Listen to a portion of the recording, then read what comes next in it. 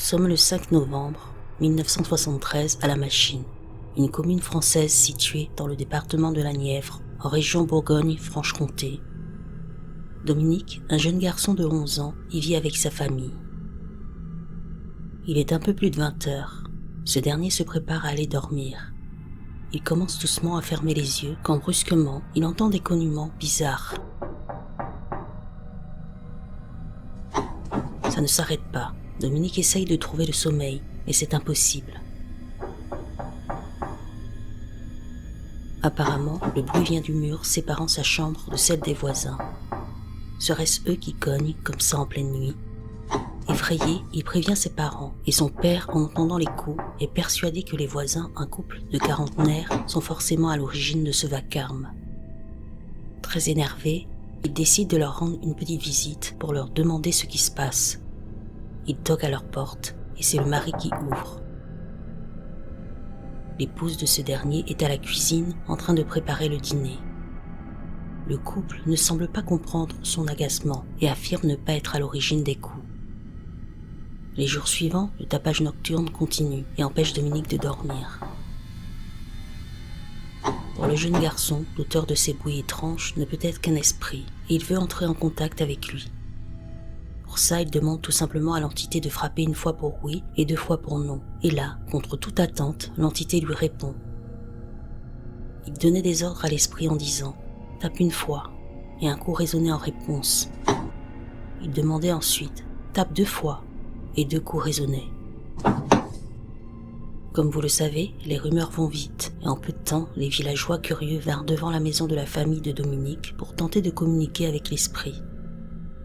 Finalement, la famille contacte la gendarmerie. Bernard Gilbert, le commandant de la brigade de La Machine, se rend chez eux pour enquêter. Lui aussi va être témoin des étranges coups sur le mur et va essayer de parler avec l'entité. Pour commencer, il va lui demander des choses simples, comme taper un certain nombre de fois, puis l'homme va poursuivre en lui posant des questions plus compliquées, les numéros gagnants du tiercé par exemple. L'homme dira plus tard.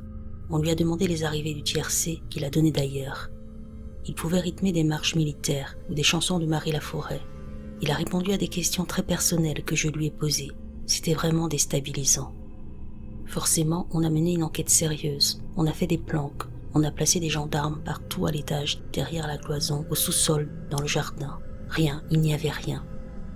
Je suis sûr d'une chose, il n'y avait pas de trucage, pas de supercherie. Gilbert a également enregistré les conversations avec l'esprit. Les parents de Dominique s'inquiètent de plus en plus par rapport à ces phénomènes étranges qui se produisent chez eux et vont faire appel à un prêtre. Ce dernier va bénir la maison, mais ça ne servira à rien. Les parapsychologues de Dijon se rendront là-bas pour enquêter et seront témoins de faits inexplicables, comme des objets qui se déplacent seuls et des anomalies électromagnétiques. Malgré leurs recherches, ils ne trouveront pas d'explication à ces phénomènes.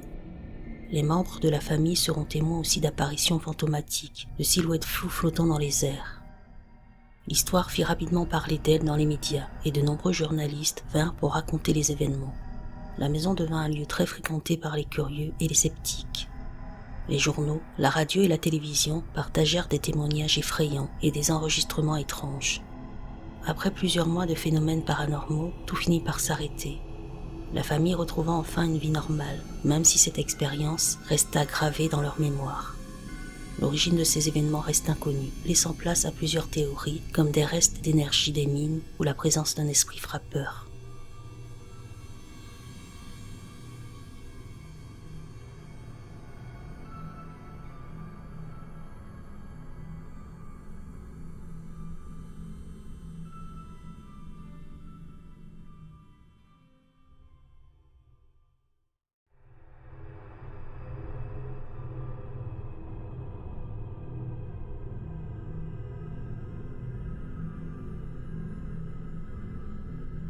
Nous sommes le 23 mai 2022, dans le 92 à Fontenay-aux-Roses. Les résidents d'un HLM vivent dans la peur depuis quelques années. En effet, selon eux, leur appartement situé dans la même cage d'escalier serait hanté. Craignant d'être pris pour des fous, ils avaient jusqu'alors évité de parler de cette histoire d'hantise. Mais n'en pouvant plus, ils décident finalement de faire une demande à la mairie afin d'être relogés rapidement. Dans leurs lettres, ils affirment « Tous les locataires concernés peuvent attester avoir vu des fantômes apparaître dans nos appartements et dans l'immeuble. À la suite de ces événements, presque toutes les familles sont tombées malades, enfants compris. » Résidant dans cet immeuble de 5 étages depuis presque 10 ans, une femme du nom de Gisèle avait des doutes par rapport à ces phénomènes paranormaux. Mais finalement, des choses étranges se sont produites chez elle aussi, et maintenant, elle ne peut qu'y croire. Elle dira « Les chaises sont bien rangées, je les retrouve déplacées, les assiettes bougent toutes seules, les ampoules s'éteignent et se rallument d'elles-mêmes. C'est effrayant. J'attends qu'on nous aide, car on ne peut pas vivre ainsi, surtout en travaillant. On ne dort pas la nuit. Mon fils de 14 ans dort désormais avec moi, car quelqu'un lui chatouille les pieds la nuit, dit-elle. » C'est en 2019 que toute cette histoire aurait vraiment commencé, après qu'un habitant de l'immeuble soit décédé. Cet homme âgé de 70 ans était assez étrange et affirmait avoir vu des fantômes dans son appartement. Peu après sa mort, les locataires de l'immeuble entendirent des bruits de pas, des coups contre les murs. Ils virent aussi des meubles bouger tout seuls, des apparitions d'ombres et de visages flous. Ils ont senti des mains invisibles les chatouiller et des lumières s'allumant dans l'appartement du défunt, etc. Finalement, le maire de Fontenay-aux-Roses, pourtant très sceptique par rapport à ces histoires d'hantises, s'est finalement rendu sur place. Ce dernier pensait que les résidents du HLM avaient inventé tout ça afin d'obtenir un nouvel appartement, mais tous ont affirmé qu'ils n'avaient pas menti. Il a déclaré que c'était la première fois qu'il rencontrait ce type de phénomène. « Nous prenons cela au sérieux, dit-il, car il y a une souffrance réelle. Je vais recevoir chaque famille et nous allons collaborer avec le bailleur pour qu'il inspecte le bâtiment. » Une des habitantes de l'immeuble a dit « Je peux être folle, tu peux être folle, mais tout l'immeuble ne peut pas être fou. » Et afin de faire fuir les fantômes, elle aurait mis du sel sur le seuil de sa porte. Malgré les doutes, la mairie et les responsables prennent la situation au sérieux. L'immeuble hanté, jugé vétuste, est prévu pour être démoli et reconstruit, ce qui permettrait de reloger les locataires.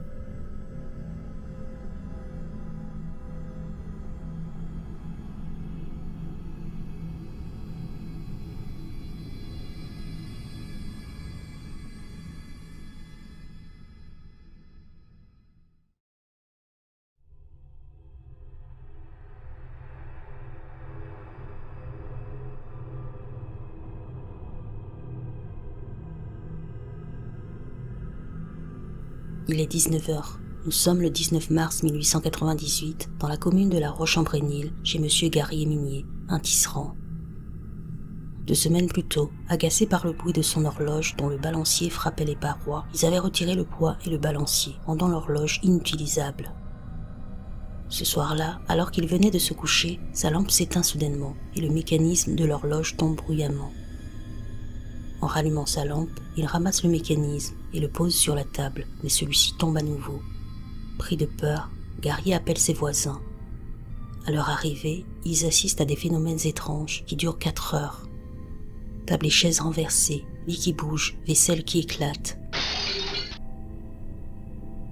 Gary est blessé légèrement par un éclat à la lèvre. Des assiettes dans une bassine d'eau sautent d'1 mètre et un pot à lait est retrouvé intact dans une autre pièce. Des pièces du poêle traversent la fenêtre, cassant les carreaux avant de retomber dans la rue. Le lendemain 20 mars, les événements continuent. À 13h, une assiette utilisée par un enfant se casse et à 15h, un buffet adossé à un mur bascule devant plusieurs témoins. Après une brève pause, les phénomènes reprennent. Dans la nuit du 21 au 22 mars, en présence du curé et d'autres personnes, une grande table lourde est renversée plusieurs fois, tout comme une petite table.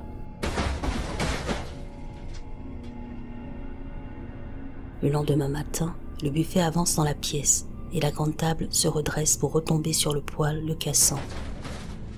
Les chaises tombent sans arrêt. Face à ce chaos, le mobilier est temporairement retiré, mais une fois remis en place, les phénomènes reprennent.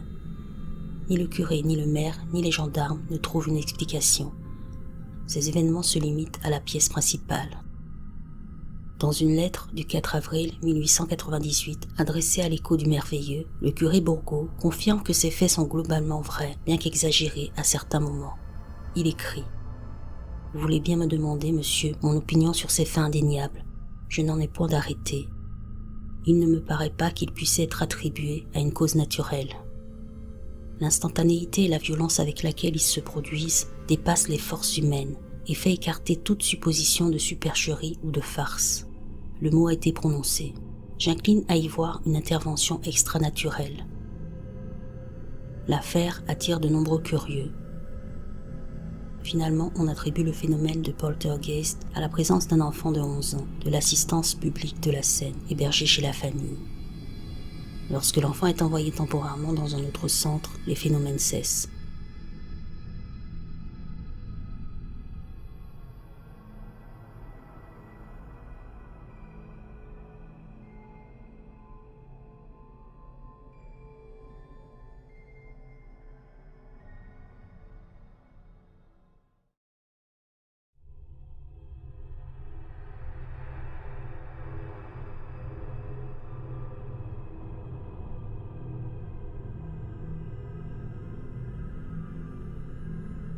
Nous sommes en novembre 1925 à Ronquerolles, un petit hameau situé dans la commune d'Agnetz, dans l'Oise. Antoinette Douvry, une mère récemment séparée de son mari, s'installe dans une nouvelle maison située rue Bernard-Laurent avec ses 4 enfants pour tenter de reconstruire sa vie. Mais peu après leur arrivée, des choses étranges commencent à se produire. Une nuit, alors qu'ils dormaient, Antoinette et ses enfants entendent des bruits sourds et réguliers venant des murs, du plafond et du sol. Ces bruits impossibles à expliquer se produisent sans prévenir. La situation empire jour après jour. Les enfants terrifiés ont du mal à dormir et Antoinette, désemparée, ne trouve aucune explication logique. Les voisins, intrigués par les récits de la famille, leur viennent en aide et deviennent eux-mêmes témoins de ces bruits mystérieux. Ils entendent les coups de leur propre oreille, prouvant que la famille ne les a pas inventés. Après 3 semaines de chaos, Madame Douvry choisit de déposer une plainte à Clermont, espérant mettre un terme à la situation. En réponse, les gendarmes s'installent partiellement dans la maison pour enquêter et élucider l'origine de cet étrange esprit. Cependant, le lieutenant Fleury, un officier expérimenté, reste sceptique face à toute cette histoire. Ces incidents ne tardent pas à attirer l'attention au-delà du village. Des journaux locaux comme le Progrès de l'Oise rapportent l'affaire et décrivent la maison comme hantée. De nombreuses personnes viennent voir ce lieu étrange, certaines par curiosité, d'autres pour tenter de comprendre ces phénomènes. À ce stade, beaucoup de gens sont convaincus qu'un esprit frappeur hante la maison. D'autres théories émergent aussi. Certains pensent que la maison se trouve sur un ancien site sacré ou qu'elle est affectée par des énergies étranges. D'autres évoquent des courants souterrains ou des vibrations causées par des anciennes mines. Pourtant, aucune de ces idées ne permet de comprendre la situation. Chaque soir, les habitants du hameau et des villages voisins se rassemblaient dans la fameuse maison prétendument hantée, curieux de voir ce qui s'y déroulait. Certains espéraient même apercevoir un esprit ou une apparition fantomatique. Rapidement, la situation dégénéra, avec des visiteurs arrivant de toutes les régions de France. L'engouement fut tel que des photographes venus des États-Unis furent envoyés pour documenter les événements, transformant le lieu en un véritable cirque médiatique. Le lieutenant Fleury, intrigué par les bruits qui semblaient provenir du sol, ordonna des fouilles autour de la maison pour vérifier si un défaut de construction pouvait en être la cause. Mais cette initiative ne calma pas les tensions parmi les riverains. Excédés par l'afflux incessant de curieux, les voisins déposèrent même plainte contre le soi-disant esprit, disant que le calme des petites rues de Ronquerolles avait disparu. La famille continuait à vivre dans la maison malgré ces événements, bien qu'elle soit de plus en plus terrorisée. Très inquiète par ces phénomènes effrayants, la mère de famille décide de faire dormir ses 4 enfants, Paul, Marcel, Georges et Paulette, dans la même chambre. Un soir, alors que la famille s'apprêtait à tenter une nouvelle séance pour entrer en contact avec l'esprit, le lieutenant Fleury eut une idée brillante. Il décida de parler en privé avec Paul, le fils aîné de 17 ans. À sa grande surprise, l'adolescent finit par avouer que tout n'était qu'une farce. Il reconnut être l'un des auteurs des mystérieux bruits. Il expliqua que les sons ne se produisaient jamais lorsque les enfants étaient absents, car lui et ses frères et sœurs jouaient un rôle actif dans cette mise en scène. À tour de rôle, ils utilisaient un bâton dissimulé dans le sommier du lit pour frapper le plancher et effrayer tout le monde. Paul avoua également que son objectif initial était de provoquer sa mère dans l'espoir de retourner vivre à Clermont.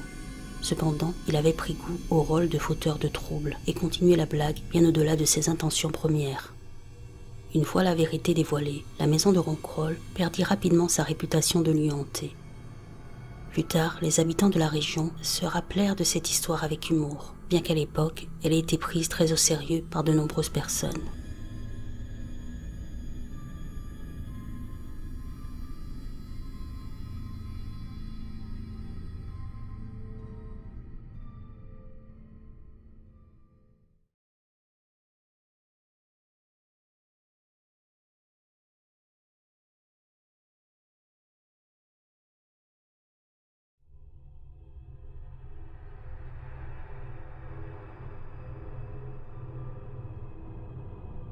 Nous sommes en 1963 en Angleterre. 4 adolescents, John Flaxton, 17 ans, Marvin Hutchinson, 18 ans, et 2 autres amis marchent le long de School Road, un comté situé au sud-est de Londres. Ceux-ci reviennent d'une fête à Sandling Road et rentrent chez eux. C'est le mois de novembre et la nuit est assez fraîche. Alors qu'ils discutent tranquillement avec ses camarades, John Flaxton a une sensation bizarre. Il a de plus en plus froid. Il ne sait pas pourquoi, mais il se sent de plus en plus mal et une sorte de peur l'envahit. Les adolescents continuent à marcher et à discuter quand soudain, ils aperçoivent un objet lumineux de forme ovale qui descend du ciel silencieusement et se met à flotter au-dessus d'un champ. En voyant cet étrange spectacle, les 4 jeunes sont déconcertés et fascinés à la fois et ne comprennent pas ce que c'est. Finalement, voilà que l'objet se faufile derrière les arbres des bois de Sandling Park. Les 4 garçons curieux s'approchent lentement vers l'endroit où a atterri l'orbe. Mais soudain, les buissons commencent à bouger bizarrement, et là, ils voient une silhouette terrifiante sortir des bois. D'après le témoignage des adolescents, une bête poilue ressemblant à une chauve-souris a émergé des bois avec une démarche mal assurée.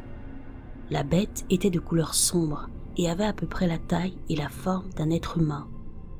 Ce qui est encore plus bizarre, c'est qu'elle ne semblait pas avoir de tête et avait de grandes pattes palmées et d'immenses ailes dans le dos. Hutchinson a déclaré « Il ne semblait pas avoir de tête, il avait d'énormes ailes sur le dos, comme des ailes de chauve-souris. » Complètement terrifié par ce qu'ils viennent de voir, le groupe d'amis prend la fuite sans jamais se retourner.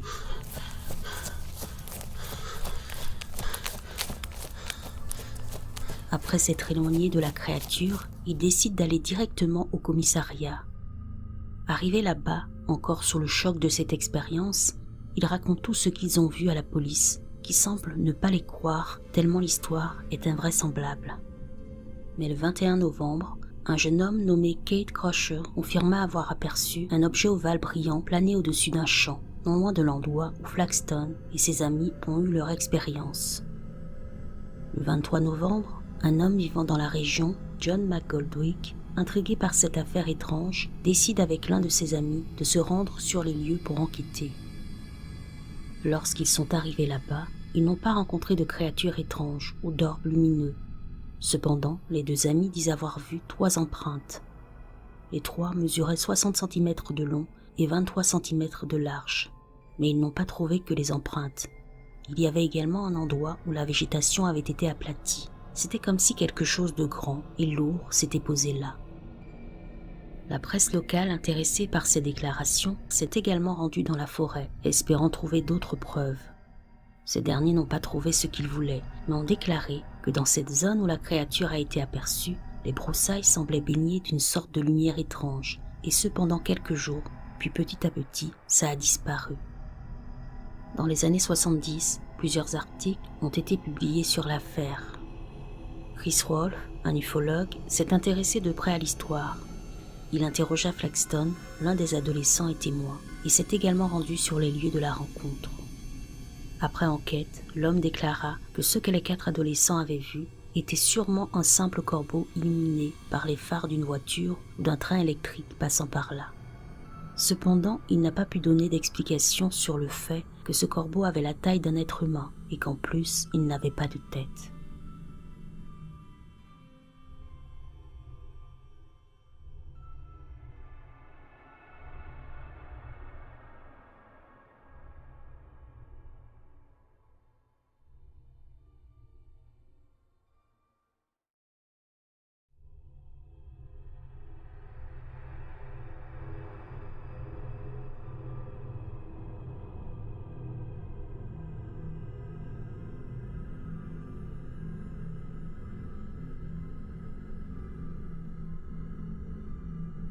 Nous sommes au XIXe siècle, en Angleterre le 27 mai 1817. Il est environ 6 heures du matin. Un homme se rend à son travail à Erdington. Soudain, il aperçoit sur son chemin quelque chose d'étrange. Lorsqu'il regarde de plus près, il se rend compte que ce sont des habits et des chaussures de femmes imprégnées de sang. Sans attendre, il prévient les autorités qui, au cours des recherches dans la zone, trouvent des traces de pas qui appartiennent visiblement à un homme et une femme. Ils suivent donc celles-ci qui les mènent finalement autour d'une fosse remplie d'eau. En fouillant la fosse, ils découvrent le corps d'une jeune femme. Elle s'appelle Mary Ashford et apparemment, elle est bien connue dans la région. Âgée de 20 ans, Mary Ashford travaille comme femme de ménage pour son oncle qui est agriculteur. Nous sommes le 26 mai, la veille de la découverte du corps. Suite à l'enquête policière, voici ce qui s'est passé ce jour-là. Après son travail, Mary avait décidé avec une amie, Anna Cox, de se rendre à une soirée dansante à l'auberge Tyburn House, près d'Erdington. Cette fameuse soirée se déroulait chaque année à la Pentecôte et beaucoup de monde y participait. Vers 6 heures du soir, elle alla donc chez la mère de son amie Anna dans leur maison d'Erdington. Elle avait emmené de quoi se changer, donc arrivée là-bas, elle enleva ses vêtements de travail et enfila sa nouvelle robe pour le bal. Puis, prêtes, les deux jeunes femmes se rendirent à l'auberge Tyburn. Il était environ 19h30 quand elles arrivèrent là-bas. L'endroit était rempli de monde et beaucoup étaient déjà sur la piste de danse. Dès leur arrivée au bal, les deux filles ont été très vite abordées par de nombreux jeunes hommes qui voulaient danser avec elles, donc elles n'avaient que l'embarras du choix. Mais au cours de la soirée, chacune a fini par trouver chaussure à son pied. Anna Cox était en compagnie d'un certain Benjamin Carter. Marielle rencontra Abraham Thornton, un maçon âgé de 24 ans. Vers 23h30, fatiguées, les deux jeunes femmes décidèrent de s'en aller. Elles se dirigèrent donc vers la sortie. Abraham Thornton les accompagnait, puis Anna rentra chez elle à Erdington tandis que Mary et Thornton partirent de leur côté. Vers 3 heures du matin, un ouvrier vit Thornton quitter la maison d'un ami avec une jeune femme qui ressemblait à Mary Ashford. L'homme les salua. Alors qu'elle dormait, Anna Cox fut réveillée vers 3h30 du matin par quelqu'un qui frappa à la porte. C'était Mary qui voulait récupérer ses vêtements de travail. Anna la fit entrer. Cette dernière enleva sa robe de bal et enfila ses vêtements de travail. Elle dit au revoir à son amie et quitta la maison à 4h du matin. Un homme qui avait participé à la soirée dansante, lui aussi, en rentrant chez lui, a aperçu la jeune femme qui marchait avec empressement. Ce serait apparemment la dernière personne à l'avoir vue vivante. On retrouvera son corps dans une mare d'eau à 6h30 du matin à Paperhurst Park, un grand parc situé dans l'ancien quartier ouvrier d'Erdington. Ayant passé la soirée avec elle, très vite, la police soupçonna Abraham Thornton. Il parut très bouleversé en apprenant la mort de la jeune femme. Durant son interrogatoire, il déclara « Je ne peux pas croire qu'elle ait été assassinée. J'étais avec elle jusqu'à 4h du matin. » Ensuite, il admit avoir eu des relations intimes avec elle, mais ni à l'avoir forcée et tuée. Thornton est tout de même accusé du meurtre. D'après l'accusation, il aurait agressé Mary vers 4h du matin alors qu'elle rentrait chez elle. Il l'aura ensuite tué et jeté son corps dans la fosse. Mais finalement, peu après, le jury l'innocenta de tout ce dont il était accusé. Cependant, William Ashford, le frère de la victime, n'était pas d'accord avec la décision du jury. Alors, il fit appel. Thornton retourna derrière les barreaux, mais ne se laissa pas faire et réclama le droit à un duel judiciaire. Le frère de Mary refusa, car pour lui, les éléments de preuve contre l'accusé étaient trop accablantes. Seulement, la cour n'était pas de cet avis, et Thornton put avoir recours au duel. En fin de compte, le frère de Mary n'accepta pas la proposition, et l'homme fut libéré. L'histoire tragique de cette jeune femme aurait pu être une affaire de meurtre parmi tant d'autres. Cependant, cette dernière deviendra plus qu'étrange lorsque plus de 150 ans plus tard, un autre meurtre aura lieu en Angleterre avec des similitudes plus que troublantes. Nous sommes le 27 mai 1975. Le corps d'une jeune femme de 20 ans est retrouvé sans vie dans un fossé près du parc Paper Heights, le même parc où on a retrouvé Mary Ashford. On peut constater qu'il y a déjà 3 similitudes. La date du 27 mai, l'âge des victimes, 20 ans, et le lieu où on a retrouvé leur corps. Cette autre victime s'appelait Barbara Forrest et elle travaillait à l'orphelinat Paper Heights situé à proximité. La jeune femme très croyante faisait partie de l'église luthérienne Saint-Marc de Birmingham. Aussi, son père était le pasteur de Saint-Marc. Le soir du 27 mai, Barbara et son petit ami Simon sont sortis danser jusqu'à 1h du matin, puis le jeune homme l'a raccompagnée à Colmore Circus, où elle devait attendre le bus 67 pour rentrer. Bien sûr, elle n'est jamais rentrée chez elle. Après enquête, les soupçons se sont portés sur un certain Michael Fortin, agent de protection de l'enfance de Birmingham et collègue de la victime. C'est une étrange coïncidence, car ce dernier porte le même nom que l'accusé dans l'affaire de Mary en 1817. Il fut accusé du meurtre après que des taches de sang soient retrouvées sur son pantalon. On avait également découvert que l'alibi qu'il avait donné à la police était faux. Mais une semaine après le début du procès, l'homme fut libéré car d'après le juge, il n'y avait aucune preuve qui le liait à la mort de Barbara. Le verdict a été prononcé et il a été déclaré non coupable. À ce jour, l'affaire Forrest reste non résolue. En tout cas, on peut constater que malgré plus de 150 ans d'écart, ces deux affaires, celles de Mary Ashford et de Barbara Forrest, se ressemblent étrangement. D'abord, la date du 27 mai, l'âge des victimes, 20 ans, le lieu où ça s'est produit, le nom Fortin qui était celui des accusés dans chacune des affaires, l'acquittement de ces deux accusés. Comme Mary Ashford, Barbara est allée danser ce soir-là. Aussi, elles ont été toutes les deux agressées sexuellement et étranglées dans le parc Paper Heights, mais les similitudes ne s'arrêtent pas là. En effet, les deux victimes s'étaient rendues chez une amie le soir de Pentecôte pour se changer avant de sortir. Et il faut savoir qu'avant leur mort, les deux jeunes femmes ont dit avoir de mauvais pressentiments sur les jours à venir.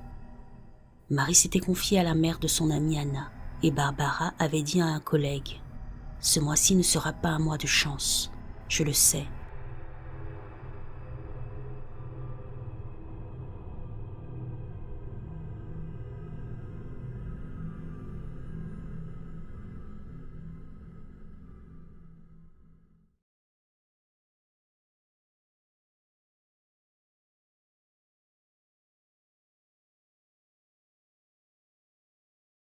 Dans la région de Livonie, actuelle Lettonie, au XVIe siècle, un homme d'un certain âge nommé Thiès fut jugé pour sorcellerie.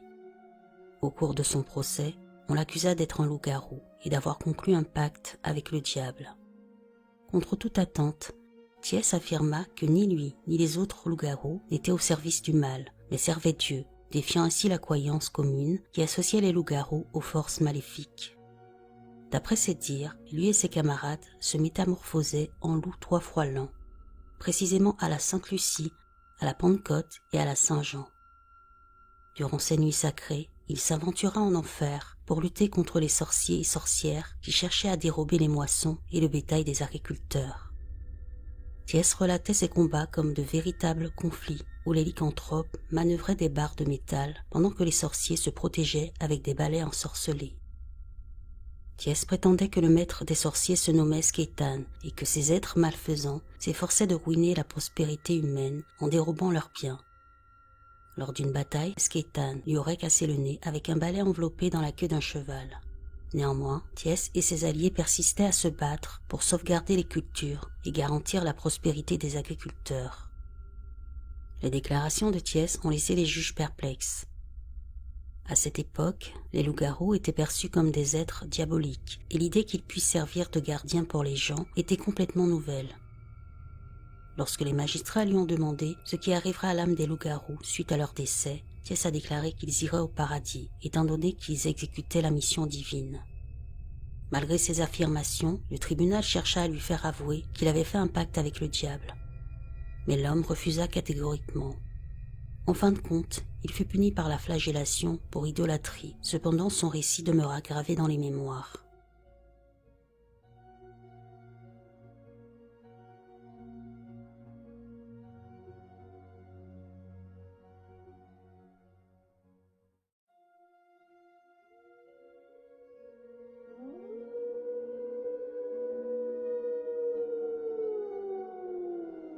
Selon le folklore québécois, il est dit que des individus étaient voués à se métamorphoser en loup-garou s'ils avaient commis un péché majeur, en particulier s'ils omettaient de prier pendant une période continue de 7 ans.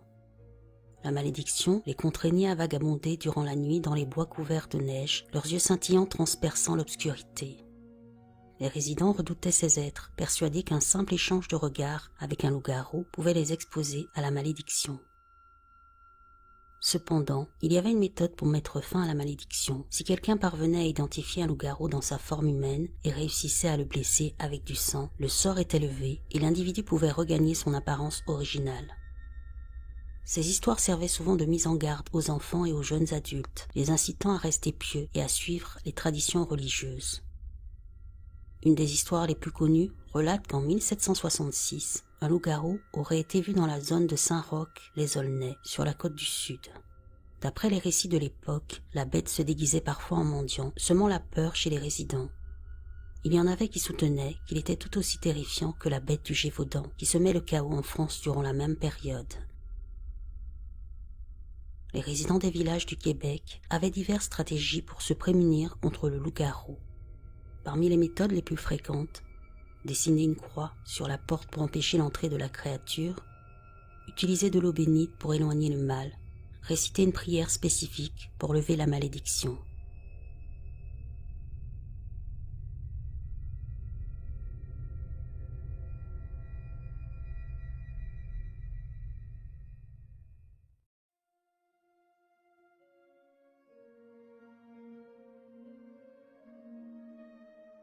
On raconte que chaque nuit, un jeune berger qui vivait en solitaire dans les montagnes des Carpates entendait des hurlements étranges et voyait une silhouette sombre rôder autour de son troupeau.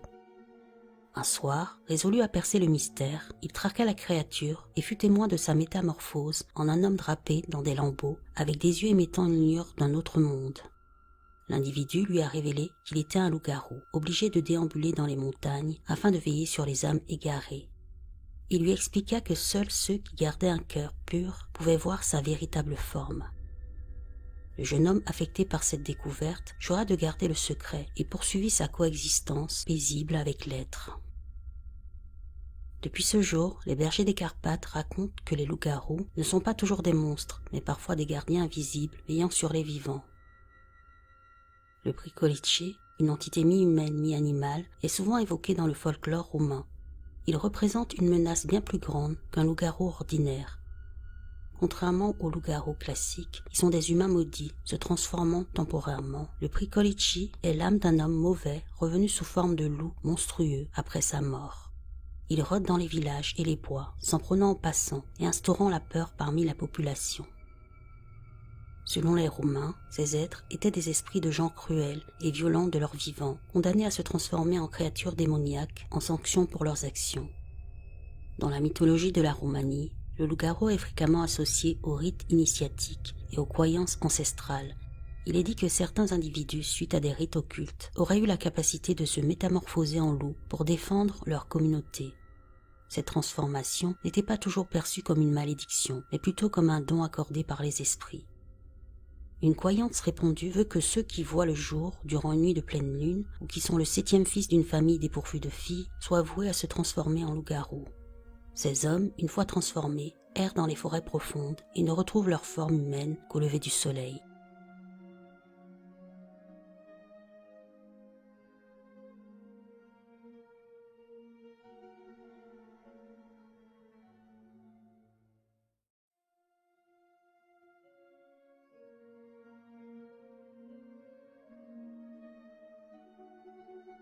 D'après des croyances anciennes en Normandie, la zone autour du mont Saint-Michel était jadis le territoire d'un loup-garou terrifiant. On racontait qu'un moine, ayant trahi son ordre et commis des actes impies, fut maudit et condamné à errer sous la forme d'un loup monstrueux. il hantait le mont chaque nuit de pleine lune, s'en prenant aux voyageurs imprudents et instillant la peur chez les résidents. Les légendes affirment que seul un rituel sacré pouvait lever la malédiction. Un prêtre devait bénir l'eau du mont et asperger la créature avec, lui permettant ainsi de retrouver son humanité. Il existe des histoires qui prétendent que le loup-garou a été libéré, alors que d'autres soutiennent que son esprit continue de hanter les marais aux alentours. Il y a plusieurs siècles, des ermites dévots résidaient sur la montagne, menant une vie austère dédiée à la prière. Ils dépendaient d'un âne qui leur apportait de la nourriture depuis le village voisin d'Astre. Cet âne, parfaitement dressé, parcourait seul le chemin entre le mont et le village, sans jamais s'égarer. Un jour, un loup affamé rencontra l'âne sur son chemin, et saisi par la voracité, il l'attaqua avant de le dévorer. Les moines, voyant leur compagnon bien-aimé ne pas revenir, ont commencé à souffrir de la faim et ont imploré Dieu pour obtenir son aide. Contre toute attente, le loup fautif se présenta devant eux, manifestant une attitude de honte et de regret. Les moines, voyant en lui un signe divin, lui ordonnèrent de remplacer l'âne et de porter leur nourriture. Le loup prit la place de l'âne et devint le fidèle compagnon des moines, acheminant les provisions entre le village et le mont. Cette histoire est souvent vue comme un symbole de rédemption, montrant qu'un être sauvage peut aussi être guidé vers le bien. D'après une autre variante de cette légende, Guillaume, un jeune villageois d'Astre, fut frappé d'une malédiction pour avoir rompu un pacte sacré. Lors d'une nuit de pleine lune, il se transforma en loup-garou, condamné à errer dans les bois et à attaquer les voyageurs. Un soir, il croisa un moine du mont Saint-Michel qui, au lieu de fuir, lui parla avec bienveillance. Le moine lui expliqua qu'il pouvait encore se racheter s'il choisissait de protéger les hommes plutôt que de leur faire du mal. Touché par ces paroles, Guillaume décida alors de veiller sur les pèlerins en route vers le mont, devenant ainsi un gardien silencieux des chemins sacrés.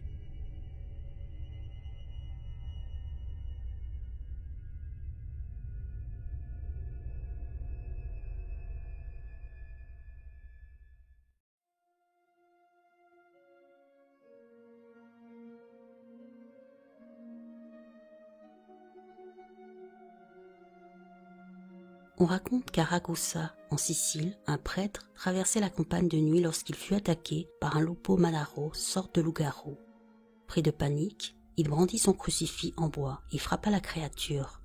Aussitôt, le loup-garou se mit à saigner abondamment et reprit sa forme humaine sous les yeux du prêtre. L'homme, enfin libéré de sa malédiction, remercia le prêtre en pleurant. Il confia qu'il était prisonnier de ces transformations depuis son enfance et que seule une force divine pouvait le sauver. Depuis ce jour, la croyance veut que les objets sacrés aient le pouvoir de briser la malédiction du lupo manaro. Depuis l'Antiquité, le lupo manaro, également connu sous le nom de loup-garou italien, est un être mythique qui apparaît régulièrement dans les contes populaires. En Italie, cette figure est souvent associée aux malédictions, aux punitions divines et aux rites de passage. Contrairement au loup-garou des légendes nordiques, le lupo manaro est souvent décrit comme une créature maudite, condamnée à errer sous forme de loup après avoir commis un péché grave. Dans certaines parties de l'Italie, il était couramment cru que les hommes pouvaient se transformer en lupo manaro s'ils étaient nés la nuit de Noël ou s'ils avaient été frappés d'excommunication par l'Église. La métamorphose avait généralement lieu lors des nuits de pleine lune, et l'être était décrit comme un immense loup doté de yeux lumineux et d'une puissance surhumaine. Selon une superstition répandue, la créature n'était pas capable de monter plus de 3 marches à la fois. Ainsi, si quelqu'un était poursuivi par elle, il lui suffisait de monter un escalier pour lui échapper.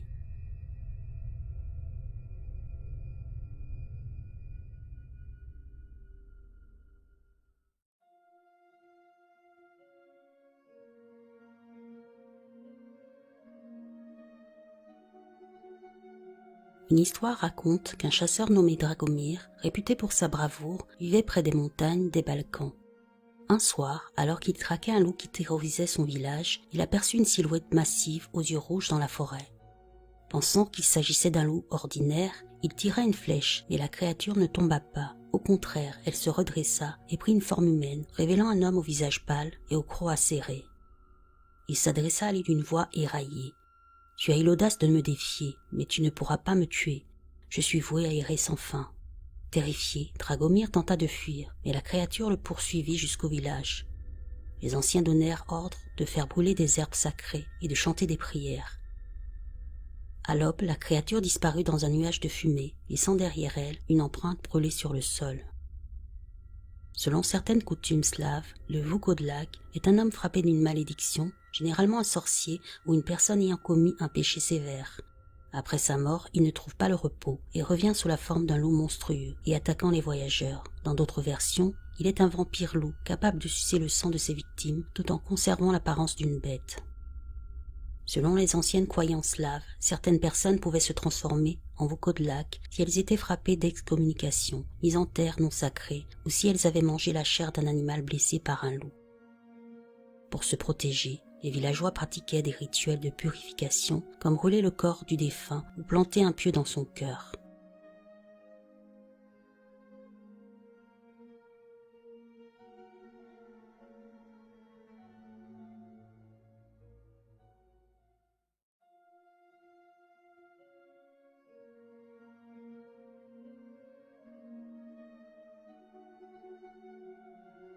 Un soir, un témoin a partagé qu'il circulait sur la route de Bray quand il a distingué une grande ombre au bord de la chaussée.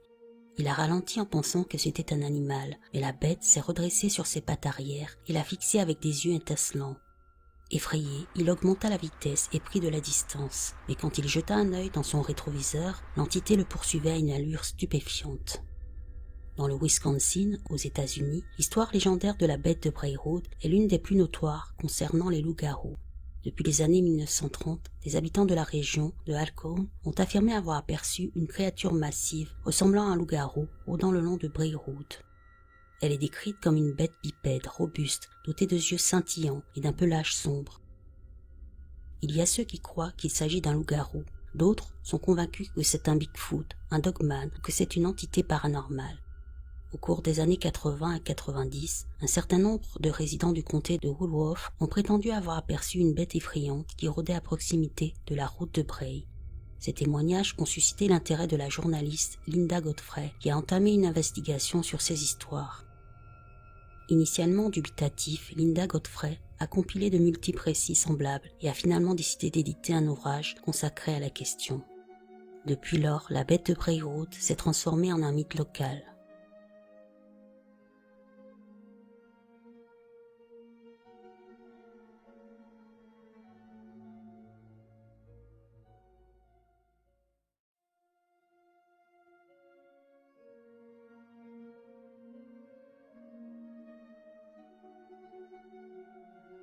Au cours des années 1970, de nombreux chasseurs en Louisiane ont rapporté avoir aperçu une entité mystérieuse dans les marais. L'un d'eux, qui se prénomme Pierre, pendant qu'il pourchassait un cerf, un cri épouvantable parvint à ses oreilles. Soudain, une silhouette massive surgit des ombres, un homme loup aux yeux rouges. Dans un état de panique, Pierre a tiré une balle, cependant la bête s'est évaporée dans le brouillard. Le lendemain matin, il retrouva des empreintes gigantesques autour de son campement. Depuis ce jour, il refusa de chasser seul la nuit, convaincu qu'il avait croisé le loup-garou. Le loup-garou est un être issu du folklore de la Louisiane qui trouve ses racines dans la légende du loup-garou français. D'après la mythologie, c'est un homme condamné qui se métamorphose en une créature sauvage à tête canine chaque nuit. Il existe plusieurs moyens de transmettre la malédiction.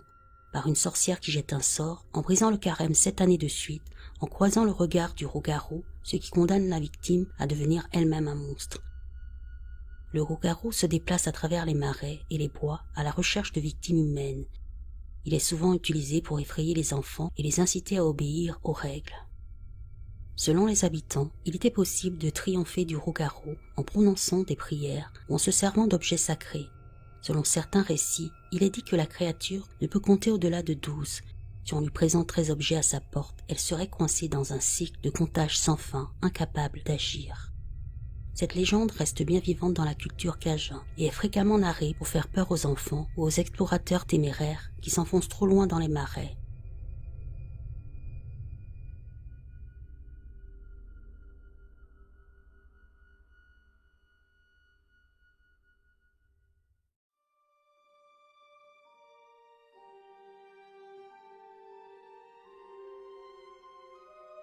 Au XVIIe siècle, une terrible tempête frappe un petit village en hiver. Le vent glacé arrache les toits, des avalanches détruisent des maisons et un incendie termine de tout brûler. De jeunes enfants, un garçon et une fille de 5 et 7 ans, perdent leurs parents dans la catastrophe. Effrayés et gelés, ils quittent le village sans savoir où aller. Pendant plusieurs jours, les enfants marchent dans la neige. Épuisés, ils finissent par tomber. Une meute de loups les découvre, mais au lieu de les attaquer, la louve alpha, qui a elle-même des petits, les approche doucement. Elle les réchauffe et les emmène dans sa tanière. Les enfants grandissent avec les loups. Ils oublient peu à peu comment parler et se comportent comme les animaux. Ils rampent, chassent et hurlent comme eux, et leur corps devient plus fort pour survivre au froid.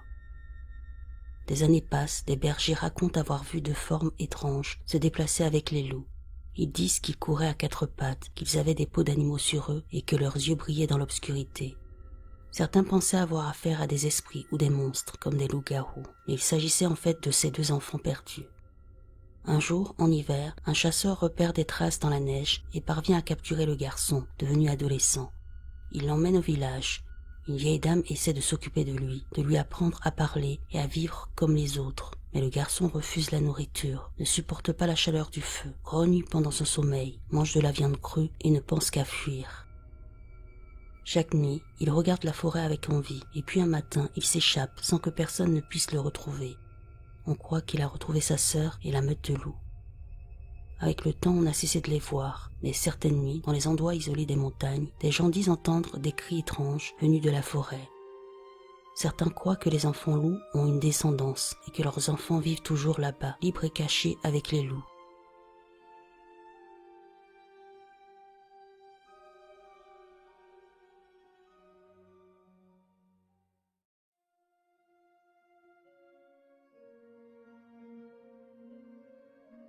Le loup-bison dans le folklore du Paraguay et de l'Argentine est un être effrayant qui fait principalement son apparition dans les zones rurales. Selon la légende, c'est le 7e fils d'une famille qui est destiné à devenir loup-garou à chaque pleine lune. Cette malédiction était si ancrée dans la culture que pendant longtemps, certaines familles évitaient d'avoir un 7e fils, de peur qu'il ne devienne un loup-bison. On décrit la bête comme un loup noir aux yeux rouges qui rôde près des villages et s'attaque au bétail. Pour se protéger, les habitants utilisaient des objets bénis, comme des croix ou de l'eau sacrée. Selon quelques récits, un loup-bison peut être délivré de sa malédiction si une personne lui porte une blessure qui le fait saigner. On raconte une histoire sur un jeune homme appelé Esteban qui, étant le 7e fils d'une famille démunie, a commencé à se transformer pendant son adolescence. Ses traits devinrent plus bestiaux et les chiens du village fuyaient à son approche. Une nuit de pleine lune, il disparut et ne revint jamais sous forme humaine. Les villageois remarquèrent une ombre de chiens qui rôdait autour du cimetière, et à chaque décès, le loup-bison se manifestait comme s'il cherchait à revendiquer l'âme du défunt. Une autre histoire raconte un jeune garçon du nom de Martin Arrieta est venu au monde sous une lune de sang. Dès son enfance, les villageois murmuraient qu'il était maudit. Des cris épouvantables résonnaient chaque pleine lune dans l'obscurité, tandis que les animaux disparaissaient sans explication. Un soir, un groupe de personnes prit la décision de pourchasser la bête. Ils trouvèrent un loup noir aux yeux ardents, mais au moment de l'attaquer, il disparut dans l'ombre, laissant derrière lui des empreintes brûlées sur le sol. Il est dit par certains que la malédiction peut être levée si le 7e fils est baptisé par le chef de l'État, une coutume qui a été perpétuée à travers les générations.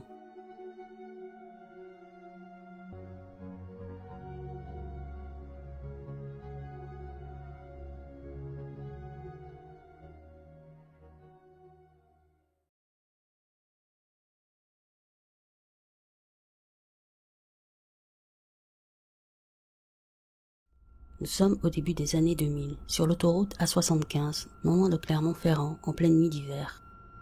Il est environ 2 heures du matin, la route est déserte. La brume s'épaissit à mesure que l'on monte dans les hauteurs du Massif central. Un automobiliste roule seul quand soudain ses phares illuminent une silhouette noire au milieu de la chaussée. Il freine brusquement. Devant lui se tient une créature d'environ 2 mètres, bipède au corps massif avec 2 cornes recourbées sur le crâne. Sa peau semble absorber la lumière comme une ombre solide. Ses yeux terrifiants fixent l'homme avec une intensité glaçante. Avant qu'il ne puisse réagir, la créature disparaît dans un éclair rouge, comme si elle s'était volatilisée dans l'air. Le véhicule cale, l'homme reste figé, incapable de bouger pendant plusieurs minutes. Puis il reprend ses esprits, redémarre et quitte la zone à toute vitesse. Ce témoignage, d'abord confidentiel, est relayée plus tard dans un forum spécialisé sur les phénomènes inexpliqués. Ce qui surprend les enquêteurs, c'est que d'autres automobilistes rapportent des visions similaires dans la même zone au fil des années. Une silhouette cornue, des yeux terrifiants, une disparition soudaine. Certains évoquent même des pannes mécaniques inexpliquées ou des sensations de suffocation en traversant ce tronçon. Les sceptiques parlent d'hallucinations dues à la fatigue ou à des illusions d'optique dans le brouillard, mais pour ceux qui ont vu cette entité, il ne fait aucun doute que quelque chose rôde sur l'A75, quelque chose qui n'a rien d'humain. Certains racontent aussi avoir entendu un bruit sourd, comme un grondement métallique, juste avant l'apparition. Les chauffeurs poids lourds affirment avoir aperçu des ombres mouvantes au bord de la route.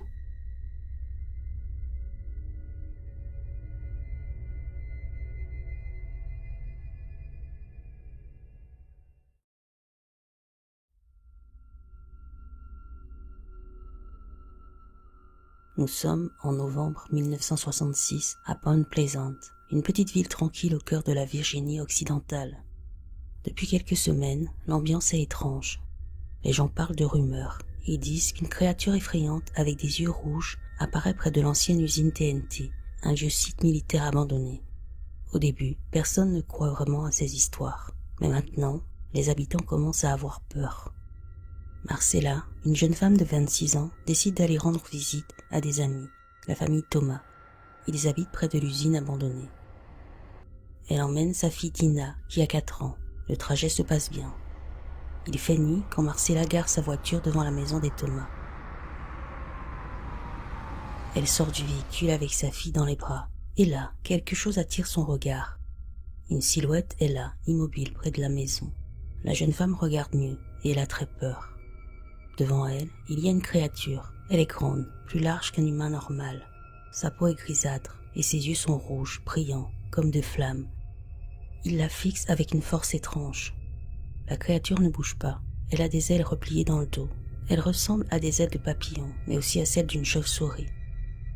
Marcella sent son cœur battre très fort. Elle a peur, une peur profonde, comme si cette chose voulait lui dire qu'elle n'est pas la bienvenue. Elle serre sa fille contre elle et court vers la maison. Elle trébuche sur les marches, manque de tomber, mais réussit à entrer. La créature ne la suit pas. Elle reste dehors, silencieuse, comme une ombre dans la nuit, puis elle disparaît sans bruit. À l'intérieur, la jeune femme est sous le choc. Elle ne parle pas, ses mains tremblent. Elle regarde dans le vide. La famille Thomas voit qu'elle est bouleversée. Eux aussi ont vu des choses étranges ces derniers jours. Ils croient tout de suite ce qu'elle raconte. Cette rencontre reste gravée dans la mémoire de cette dernière. Elle développe une peur de la nuit et elle fait des crises d'angoisse pendant des années. Des journalistes et des enquêteurs viennent lui poser des questions. Ils veulent savoir ce qu'elle a vu. Marcella dit plus tard que la créature voulait peut-être lui transmettre un message. Elle ne sait pas lequel, mais elle sent quelque chose au fond d'elle.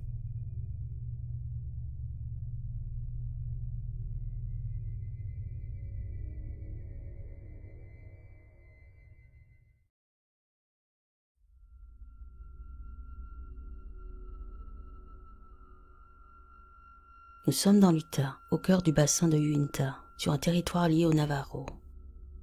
Là-bas se trouve un ranch isolé appelé Skinwalker Ranch. Son nom vient des Skinwalkers, des sorciers dont la légende dit qu'ils peuvent se transformer en animaux.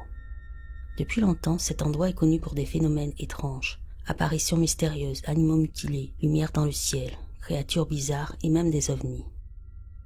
En 1993, Terry et Gwen Sherman s'installent sur le ranch avec leurs enfants. Ils espèrent y vivre tranquillement, mais très vite, leur vie devient un cauchemar. Peu après leur arrivée, Terry voit un loup énorme s'approcher de l'enclos. Au début, il semble calme, mais soudain il attaque un veau. Terry tire sur lui plusieurs fois, mais les balles n'ont aucun effet. Le loup repart lentement, comme s'il était invisible. Les vaches de la famille sont retrouvées mortes, mutilées avec une précision étrange. Il n'y a pas de sang, pas de lutte. Certains sont vidés de leurs organes, d'autres ont des trous parfaits dans le crâne. Des boules de lumière apparaissent souvent au-dessus des champs. Elles semblent intelligentes, parfois elles suivent les animaux ou les humains. Terry raconte qu'une orbe a tué 3 de ses chiens, retrouvés carbonisés. Dans les bois, la famille voit des silhouettes inquiétantes. Certaines ressemblent à des hommes-loups, d'autres à des êtres rampants avec des yeux jaunes. Terry dit avoir vu une créature reptilienne sortir d'un portail lumineux suspendu dans l'air. Des voix sont entendues, sans qu'il y ait quelqu'un. Les objets disparaissent puis réapparaissent. La famille a sans cesse l'impression d'être observée. En 1996, les Sherman décident de vendre le ranch à Robert Bigelow, un milliardaire passionné par le paranormal. Il installe une équipe de chercheurs pour étudier les phénomènes. Plus tard, un livre intitulé Hunt for the Skinwalker raconte les expériences de la famille et les enquêtes menées sur place. Certains pensent que le ranch est lié aux Skinwalker, ces sorciers capables de changer de forme. D'autres croient que les phénomènes sont liés aux extraterrestres, aux portails vers d'autres dimensions ou encore à des forces psychiques que la science ne comprend pas. On raconte aussi que des militaires auraient observé des objets volants étranges au-dessus du ranch et que des caméras installées par les chercheurs ont filmé des anomalies lumineuses qui disparaissent sans explication. Des témoins disent avoir vu des créatures invisibles qui laissent des traces dans la neige ou des animaux effrayés qui refusent d'approcher certaines zones. Aujourd'hui, le Skinwalker Ranch est célèbre dans le monde entier. On dit que les phénomènes ne se sont jamais arrêtés, que les lumières apparaissent encore, que des animaux meurent mystérieusement et que les habitants du bassin d'Uinta évitent toujours de s'approcher de ce lieu maudit.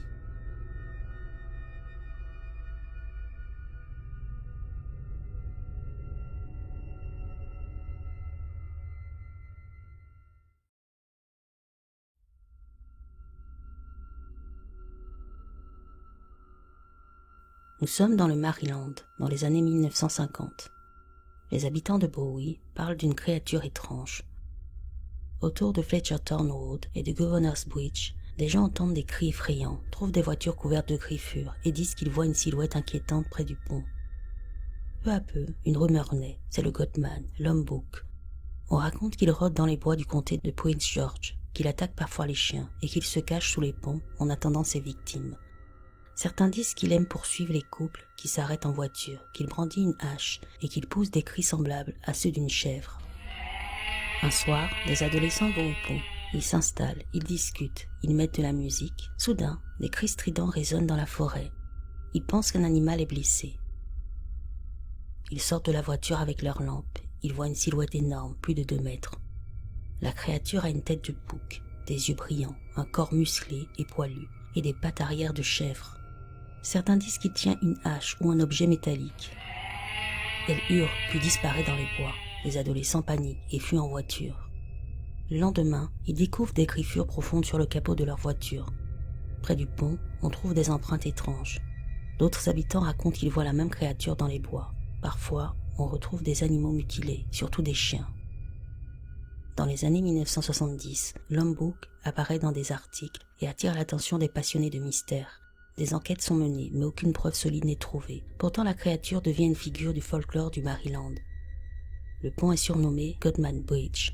On raconte qu'il aime terroriser les jeunes, qu'il poursuit les voitures et qu'il rôde dans les bois en laissant derrière lui des traces de griffes et des empreintes étranges. Mais la légende ne s'arrête pas au Maryland. Au Texas, près du Old Elton Bridge, on parle aussi d'un homme bouc. Là-bas, on raconte qu'un éleveur de chèvres nommé Oscar Walburn est pendu par des hommes jaloux, mais que son corps disparaît mystérieusement. Depuis, on dit que son esprit revient sous la forme d'un bouc, qu'il hante le pont et qu'il attire les curieux pour les effrayer. Les habitants appellent ce lieu Goatman Bridge, et certains affirment qu'ils voient des lumières étranges ou qu'ils entendent des bruits de sabots dans la nuit. Dans le Kentucky, une autre version existe. On parle du Pop Leak Monster, une créature mi-homme mi-bouc qui vit près d'un vieux pont ferroviaire. On dit qu'il hypnotise les gens pour les attirer sur les rails et que certains meurent en tombant ou en étant frappés par un train. Là encore, les habitants racontent des cris, des apparitions et des silhouettes inquiétantes.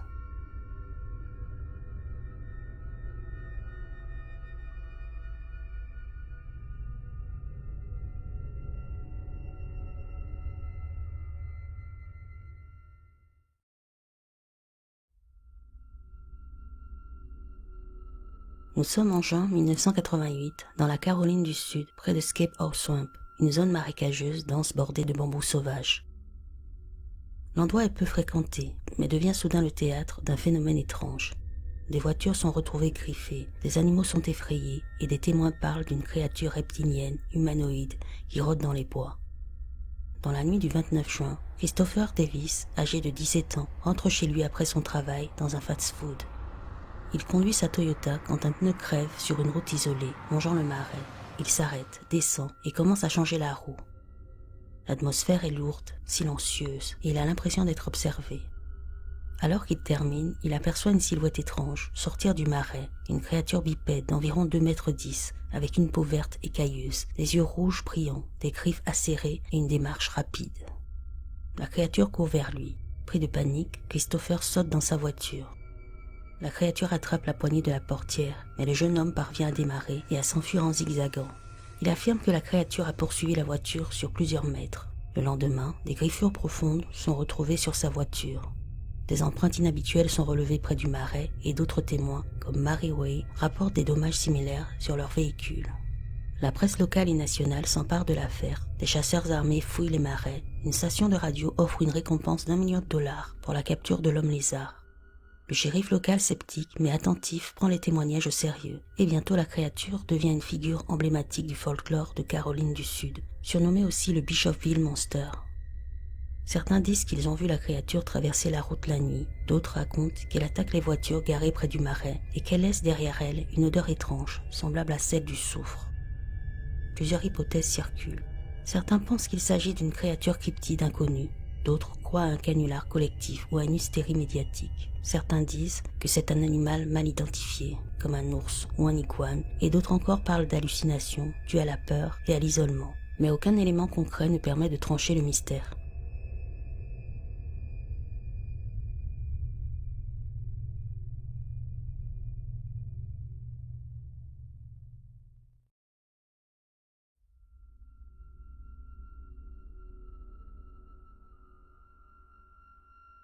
Nous sommes en 1995 dans le quartier historique de Florence. Un homme d'une 50aine d'années, originaire de Siena, marche tard dans la soirée pour rejoindre un ami. Il traverse les ruelles étroites près de la Piazza della Signorina. L'atmosphère est calme, presque figée, comme si le temps s'était ralenti. Alors qu'il s'engage dans une ruelle peu éclairée, il aperçoit une silhouette étrange au bout du passage. Pensant d'abord à un sans-abri, il s'approche prudemment, mais ce qu'il voit le glace. Une créature humanoïde haute de 2 mètres, avec de grandes ailes sombres, des sabots fendus et un visage déformé presque animal. Ses yeux incandescents semblent le transpercer. La créature ne bouge pas, mais elle l'observe intensément, puis dans un souffle rauque, elle prononce des mots dans une langue inconnue. Le son est guttural, métallique et résonne dans sa tête. Pris de panique, il recule, trébuche et lorsqu'il se relève, la créature s'évapore dans une fumée noire, laissant une odeur de soufre et une sensation de froid intense. Le témoin bouleversé raconte son histoire à son ami, puis à un prêtre, qui lui conseille de ne plus jamais revenir dans cette ruelle. Il affirme que pendant des semaines, il fait des cauchemars récurrents, voyant la créature dans ses rêves, toujours silencieuse, toujours présente. Ce témoignage isolé est relayé dans certains cercles ésotériques italiens comme une rencontre avec une entité démoniaque ou interdimensionnelle. Aucune explication rationnelle n'est apportée et la ruelle reste évitée par quelques initiés. Des habitants disent avoir entendu des bruits étranges dans les vieilles pierres ou vu des ombres passer près des églises désertes. La légende raconte que Florence cache encore des passages souterrains où rôdent des esprits noirs et que parfois ils apparaissent dans les ruelles pour rappeler leur présence.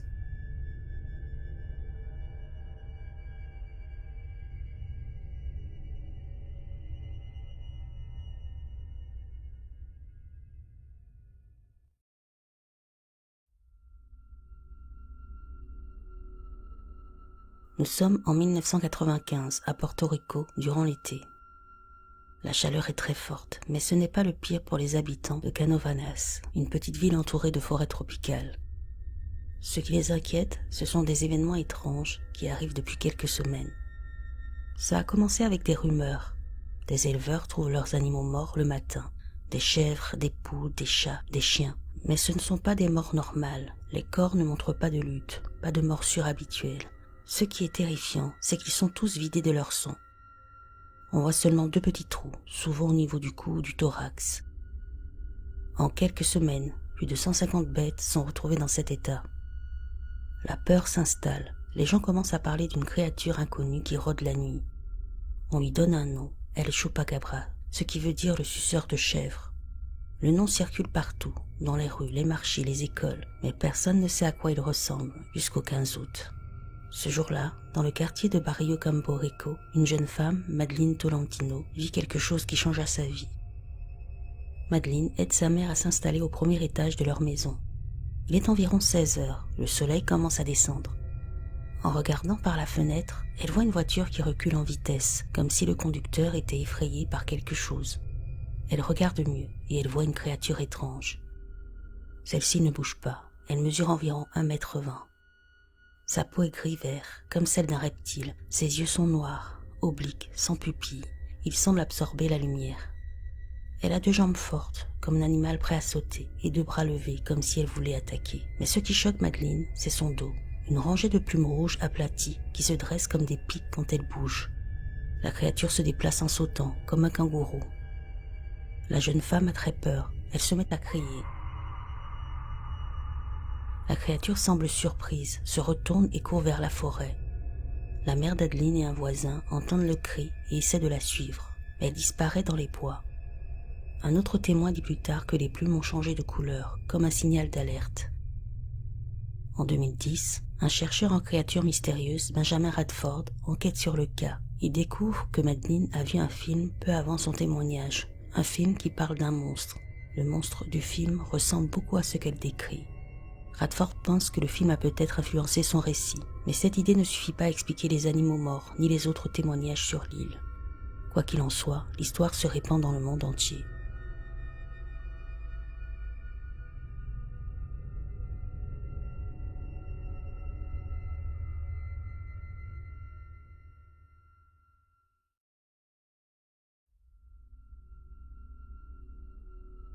Nous sommes dans les années 1980, près du réservoir de Strawberry. Dans l'Utah, 2 frères passionnés de spéléologie décident d'explorer une grotte reculée. L'endroit est isolé, difficile d'accès et peu cartographié. Ils veulent découvrir une cavité encore inexplorée, attirés par les rumeurs locales qui parlent d'étranges phénomènes dans les montagnes environnantes. Avec plusieurs heures de marche et d'escalade, ils trouvent une ouverture étroite dissimulée derrière des rochers. En rampant à l'intérieur, ils débouchent sur une galerie souterraine vaste aux parois lisses, comme polies par le temps. Ils avancent prudemment, éclairés par leur lampe frontale, jusqu'à atteindre une salle plus large où le silence devient oppressant. C'est là qu'ils les voient, 3 silhouettes humanoïdes immobiles au fond de la cavité. Elles mesurent environ 2 mètres. Leur peau est sombre, presque noire. Leurs yeux brillent d'un rouge intense comme des braises. Les créatures ne bougent pas, mais les frères ressentent une présence envahissante, comme si leurs pensées étaient sondées. L'un d'eux affirme plus tard avoir entendu une voix froide et neutre dans sa tête, qui disait « Vous n'êtes pas les bienvenus ». Pris de panique, il recule lentement. Les créatures restent là, silencieuses, puis s'enfoncent dans une fissure du mur, comme aspirées par les ténèbres. Les frères quittent la grotte en courant incapables de comprendre ce qu'ils viennent de vivre. Pendant des semaines, ils font des cauchemars, rêvant de ces yeux rouges et de cette voix intérieure. Ils ne retourneront jamais dans cette région. Leur témoignage relayé plus tard dans des forums spécialisés reste l'un des plus troublants associés au réservoir de Strawberry. Aucun scientifique n'a pu expliquer ce qu'ils ont vu et la grotte demeure introuvable. Les habitants disent aussi avoir vu des lumières étranges dans les montagnes ou entendu des sons métalliques venant du sol.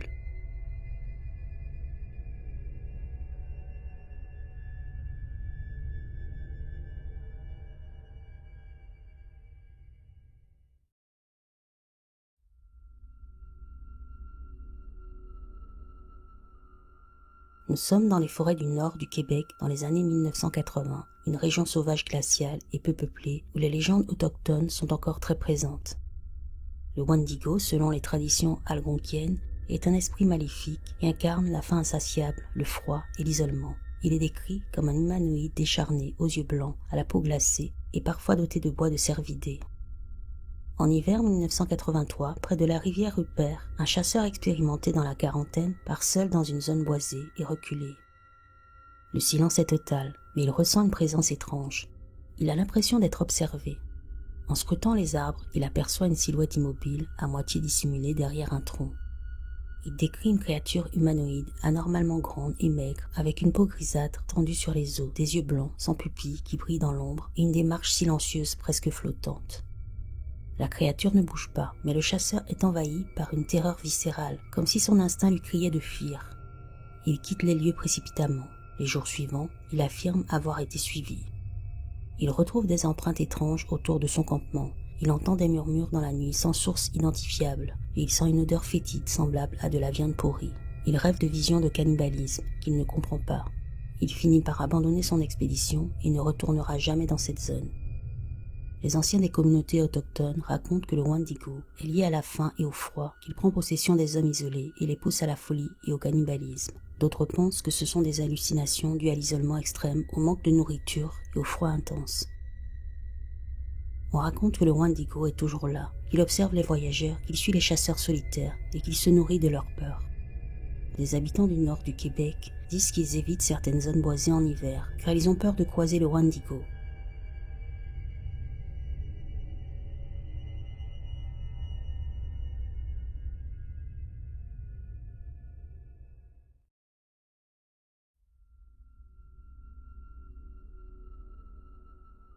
Nous sommes en été 1977 en Australie. Il fait très chaud et sec, comme souvent dans les régions reculées de la Nouvelle-Galles du Sud. Là-bas, un couple australien décide de passer quelques jours dans la nature, loin du bruit de la ville. Ils installent leur campement dans une clairière entourée de grands eucalyptus et de buissons épais.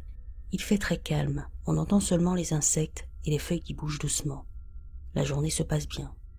Le soir, le couple va dans sa tente pour dormir tranquille, mais vers minuit, tout change. Un bruit fort se fait entendre, comme si des branches se cassent sous un poids lourd. Ensuite, on entend des grognements profonds qui résonnent dans la forêt. Le couple pense d'abord à un sanglier ou à un kangourou. Ils sont curieux mais prudents. Ils sortent de la tente avec une lampe torche pour voir ce qui se passe. Ce qu'ils voient les fait très peur. À la limite de la clairière, une créature se tient debout. Elle marche sur deux jambes. Elle mesure environ 2,30 m. Elle est très grande et très large. Son corps est couvert de poils noirs et épais. Elle ressemble à un animal sauvage, mais ce sont ses yeux rouges brillants qui font le plus peur. Ils reflètent la lumière de la lampe et semblent regarder le couple avec une intelligence sombre. Elle marche lourdement. Chaque pas laisse une grande empreinte dans le sol, plus de 40 cm. Puis elle pousse un cri étrange, un mélange de rugissement et de hurlement. Ce cri fait trembler l'air. Il ne ressemble à rien de connu. La créature traverse le campement. Elle n'attaque pas, mais elle ne quitte pas le couple des yeux. Elle les regarde comme pour dire « Vous n'êtes pas chez vous ici ». Le couple a très peur. Ils courent jusqu'à leur voiture. Ils laissent tout derrière eux, la tente, le matériel. Ils démarrent vite et fuient sans se retourner. Le lendemain, ils reviennent avec des amis. Ce qu'ils trouvent les confirme dans leur peur. Des empreintes profondes dans le sol, très grandes, des branches cassées à hauteur d'homme, une odeur étrange, forte et musquée qui reste dans l'air. Un spécialiste, Rex Gilroy, vient les rencontrer. Il est cryptozoologue et il étudie les créatures mystérieuses. Il pense que ce témoignage est très crédible. Les empreintes ressemblent à d'autres cas dans la région. Les détails correspondent à la description d'une créature légendaire qui vivrait dans les forêts australiennes. Le cryptozoologue dit que cette créature pourrait être un ancien hominidé, une espèce préhistorique qui aurait survécu dans les endroits les plus isolés du continent. C'est une idée fascinante, mais il n'y a pas de preuves officielles. En tout cas, pour ce couple australien, cette nuit restera gravée dans leur mémoire.